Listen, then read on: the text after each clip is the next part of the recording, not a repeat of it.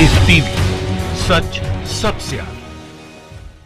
दोस्तों स्वागत है आपका द लाइव टीवी में। मैं अब्बास हफीज हूं। दिल्ली की एक घटना ने अरविंद केजरीवाल और उनकी सरकार को पूरी तरह से बेनकाब कर दिया है। दोस्तों क्या आप कल्पना कर सकते हैं कि एक मुस्लिम प्रोफेसर की मौत दिल्ली में इसलिए हो गई क्योंकि एक एक करके 6 अस्पतालों ने उसको देखने से मना कर दिया, उसको अपने अस्पताल में दाखिल होने से मना कर दिया। ये मामला हुआ है प्रोफेसर वली अख्तर के साथ। प्रोफेसर वली अख्तर जो दिल्ली यूनिवर्सिटी के अरबिक डिपार्टमेंट के हेड थे, उन्होंने कोरोना के सिम्टम्स को महसूस किया। कुछ दिन पहले तेज बुखार आया, जिसके बाद वो इलाज कराने अपने परिवार के साथ बाहर निकले, लेकिन दिल्ली के बड़े बड़े नामचीन अस्पतालों ने एक के बाद एक उनको अंदर लेने से मना कर दिया, यहां तक कि उनकी जांच करने से मना कर दिया। आखिरकार उनकी हालत बिगड़ती गई और उनकी मौत हो गई। इस मौत का जिम्मेदार कौन है? कि दिल्ली स्वास्थ्य विभाग जिम्मेदार नहीं है? या क्या कहेंगे अरविंद केजरीवाल इस बात के ऊपर? इस मामले पे वो खामोश हैं, क्योंकि आज तक हर मामले पे जो पुलिस का होता था, अरविंद केजरीवाल के पास एक बहाना होता था दोस्तों कि दिल्ली पुलिस मेरे अंडर में नहीं आती, अमित शाह के अंडर में आती है। दिल्ली का स्वास्थ्य विभाग दिल्ली की आम आदमी पार्टी सरकार के अंडर में आता है। जहां पर यह घटना घटी, जवाबदेही किसकी बनती है आप सब समझ सकते हैं। कैसे एक मुस्लिम प्रोफेसर की मौत हो गई जिसको इलाज नहीं मिल पाया देश की राजधानी दिल्ली में, अरविंद केजरीवाल सरकार में। ऐसा भेदभाव देखने को मिला, लेकिन चुप्पी साधी हुई है किसने? अरविंद केजरीवाल और उनकी सरकार ने।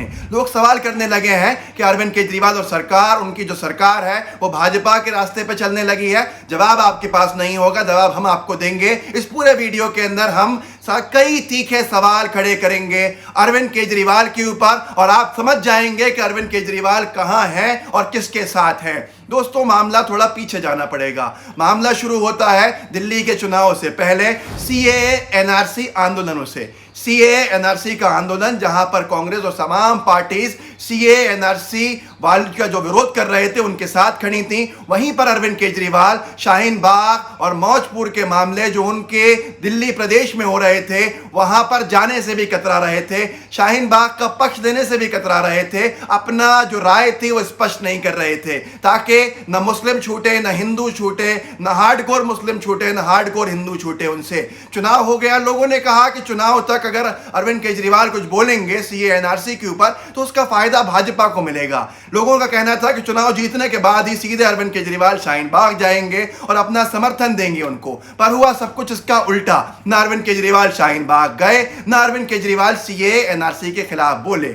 यहां तक कि इससे पहले की एक घटना भी याद आती है इसके ऊपर कि आपको याद होगा कि धारा 370 का जब खत्म करने की कार्यवाही, कश्मीर को अलग अलग यूनियन टेरिटरी के अंदर बांटने की कार्यवाही, बांटने की बहस चल रही थी और वोटिंग चल रही थी दिल्ली के राज्यसभा के अंदर, देश की राज्यसभा में, देश के राज्यसभा के अंदर उस पूरे के पूरे बिल पे मोहर लगनी थी। वहां पर अरविंद केजरीवाल की पार्टी के तीनों सांसदों ने भाजपा के हित में वोट डाला था और यह कहा था कि हम इस हित में हैं कि जम्मू कश्मीर को स्टेट से यूनियन टेरिटरी बना दिया जाए, अलग अलग कर दिया जाए। वो अरविंद केजरीवाल जो अपनी लड़ाई ये बता के लड़ते हैं कि मेरी लड़ाई है दिल्ली को यूनियन टेरिटरी से प्रदेश का दर्जा दिलाने की, वही अरविंद केजरीवाल के सांसद जम्मू कश्मीर को प्रदेश से यूनियन टेरिटरी बनाने के लिए वोट डाल रहे थे।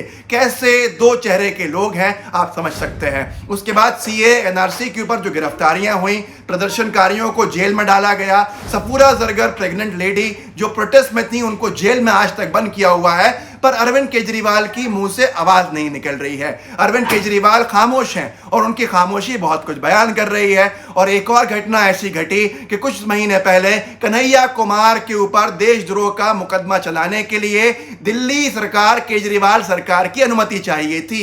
उन्होंने बिना सोचे समझे सेंटर के प्रस्ताव को अनुमति दे दी और अरविंद केजरीवाल की सरकार ने इसके सहमति दे दी कि कन्हैया कुमार के ऊपर देशद्रोह का मामला चलना चाहिए। अब आप समझ सकते हैं कि ये भाजपा के विरोध में खड़े हैं या भाजपा के पक्ष में खड़े हैं। उसके बाद हम आगे और आते हैं। दिल्ली दंगे हुए। दिल्ली दंगों के अंदर बहुत से घर जलाए गए, मस्जिदें जला दी गई, मस्जिद के मीनारे के ऊपर एक झंडा लगा दिया गया भगवा।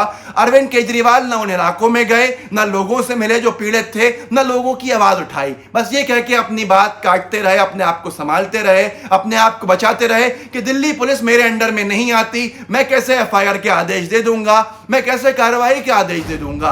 अब यहां पर मामला यह हुआ कि दिल्ली दंगों की कार्रवाई भी एक पक्षी दिखी। दोस्तों छोड़ो कि दिल्ली में अरविंद केजरीवाल दंगे के अंदर मुसलमानों के समर्थन में नहीं आए, दिल्ली में हिंदू मुसलमान विवाद को नहीं रोका, ठीक है, लेकिन आगे अपने खुद के पार्षद के समर्थन में भी नहीं उतरे क्योंकि वो पार्षद मुसलमान था। ताहिर हुसैन की छत का इस्तेमाल हुआ दोस्तों, इसलिए उसको मास्टरमाइंड कह दिया। अरविंद केजरीवाल के मुंह से यह तक नहीं निकला कि भाई ऐसा ही मोहन नरसिंह होम की छत का भी तो इस्तेमाल हुआ, उसके मालिकों को भी तो पकड़ो, क्योंकि वो मालिक भाजपा ही हैं। अरविंद केजरीवाल खामोश हैं। अब ये खामोशी कितनी क्या कुछ बयान करती है, आप समझ सकते हैं दोस्तों कि कैसा व्यक्ति है ये आदमी।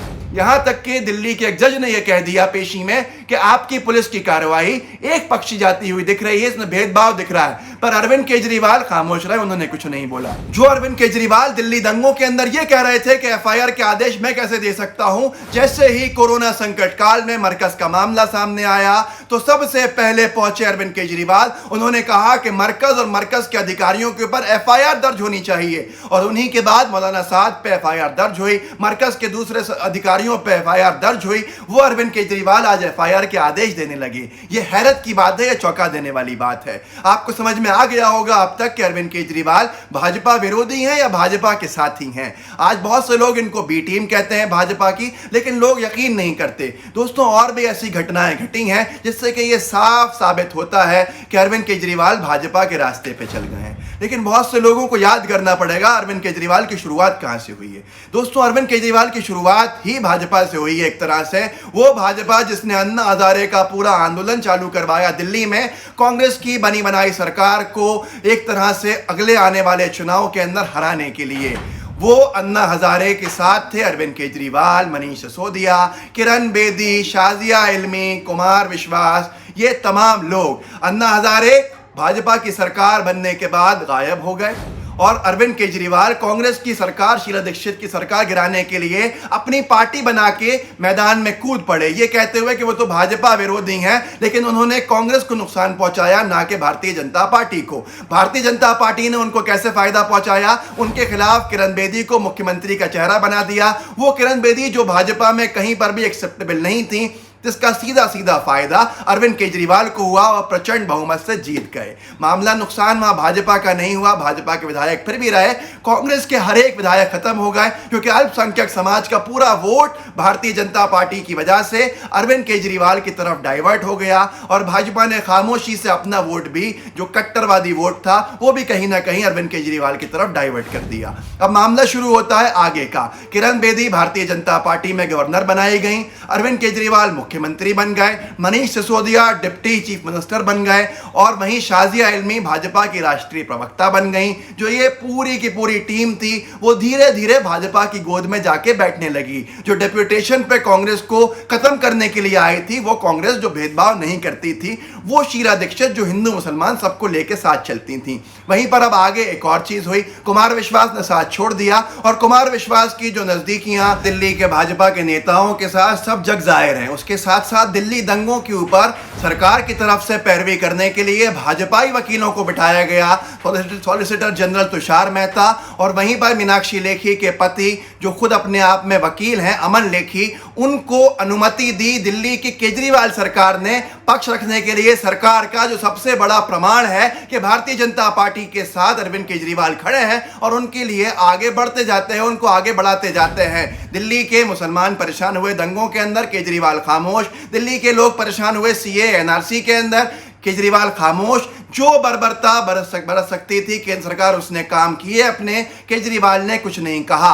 कन्हैया कुमार के ऊपर देशद्रोह का मामला मैंने आपको बताया, चलाने के लिए अनुमति केजरीवाल सरकार ने दी। वहीं पर दिल्ली दंगे के अंदर जो पीड़ित लोग थे, उनके मुआवजे तक की बात केजरीवाल सरकार ने ठीक से नहीं करी। वहां तक, यहां तक कि एक पक्षी कार्रवाई के ऊपर भी वो एक लफ्ज नहीं बोल रहे हैं। ऐसी महिलाएं जेल के अंदर हैं जो मुस्लिम महिलाएं हैं, उनको छुड़ाने के लिए केजरीवाल ने एक लफ्ज नहीं बोला है। तो सीधे सीधे समझ में आता है कि कौन भारतीय जनता पार्टी के साथ है और कौन भाजपा की बी टीम है। फैसला आपके हाथ में है, आप कर सकते हैं, कीजिए। लेकिन ये सारी स्थिति भयावह है। एक और घटना घटी है कि कचरे के डब्बे में से शव मिला, वो भी केजरीवाल सरकार में हुआ। कोरोना के अंदर जिस तरह से जुल्म ज्यादतियां और सांप्रदायिकता बढ़ी, उस सब में केजरीवाल मौन रहे।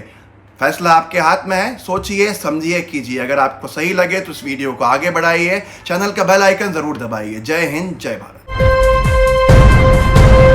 द लाइफ टीवी, सच सबसे आगे।